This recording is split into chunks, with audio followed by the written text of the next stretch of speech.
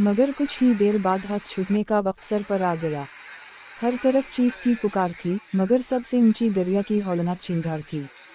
ताज़ा इत्तला के मुताबिक 10 अफराद की लाशें निकाली जा चुकी हैं। 3 की तलाश जारी है। ज़िले इंतज़ामिया और पाक फौज के जवान तलाश और इमदादी कार्रवाई में मसरूफ़ हैं।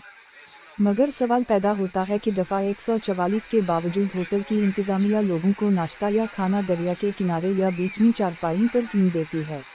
लोग मौसम के शिद्दत के दिनों में ऐसे ख़तरनाक सयाहती मकामात पर क्यों जाते हैं? ये ज़रूरी है कि 1. दरिया के किनारे कायम होटल मसमार कर दिए जाएं। 2. जून, जुलाई और अगस्त और फिर दिसंबर, जनवरी, फरवरी और मार्च में ख़तरनाक मकामात की सियाहत पर सख्त पाबंदी लगा दी जाए। 3. खिलाफ वर्जी करने वाले होटल मालिकान और सयाहों के सरबराह को कम अज़ कम 5 साल की सज़ा दी जाए। मुल्क के दूसरे सयाहती मकामात की तरफ रुझान पैदा किया जाए, जैसे चोलिस्तान, थर, गोरख हिला सिंध और बलूचिस्तान समेत मुल्क भर के नेशनल पार्क।